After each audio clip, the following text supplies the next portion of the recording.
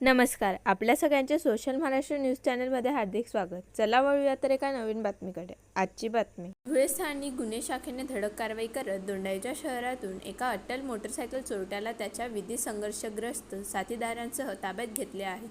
पोलिसांनी त्याच्याकडून सुमारे 3,70,000 रुपये किमतीच्या एकूण 10 चोरलेल्या मोटरसायकली हस्तगत केल्या आहेत. शिंदखेडा पोलीस ठाण्यातील एका गुन्ह्याचा समांतर तपास करत असताना मिळालेल्या गोपनीय माहितीच्या आधारे ही यशस्वी कारवाई करण्यात आली. चौकशीदरम्यान संशयितांनी त्यांचा तिसरा फरार साथीदार अजय भिल याच्या मदतीने शिंदखेडा व परिसरातून या गाड्या चोरल्याची कबुली दिली आहे.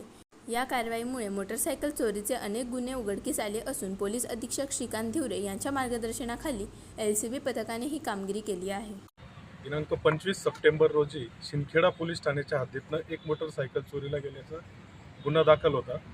त्या गुन्ह्याचा समांतर तपास करीत असताना स्थानिक गुन्हे शाखा धुळेच्या अंमलदार यांना गोपनीय माहिती मिळाली की दोंडाईच्या येथील काही मुलं हे अशा गाड्या चोरी करून हे विविध ठिकाणी विक्री करतात. त्याचप्रमाणे बाहेरच्या जिल्ह्यातूनही मोटरसायकल चोरून या धुळे जिल्ह्यामध्ये विक्री करतात.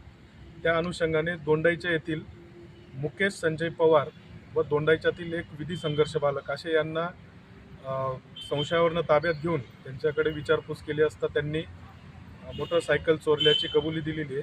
त्यामध्ये त्यांचा साथीदार अजय उर्फ आकाश विजय भिल राहणार निरगुडी शिंदखेडा हा फरार असल्याचे त्यांनी सांगितलेले आहे. त्याचाही शोध घेत आहोत.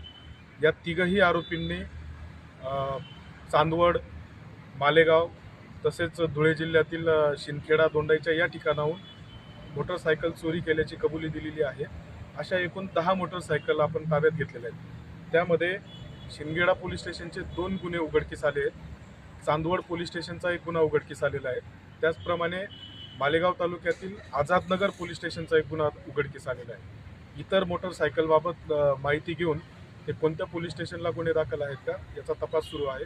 तसेच फरार आरोपीचा शोध व यांनी इतर कुठे मोटरसायकल चोरले व कुठे विक्री केलेली आहे याचा तपास करण्याचे ठेवलेले आहे. बातमी आवडल्यास चॅनलला लाईक व सबस्क्राईब करा व दररोज अशा नवनवीन बातम्या पाहण्यासाठी चॅनलला फॉलो करा. धन्यवाद.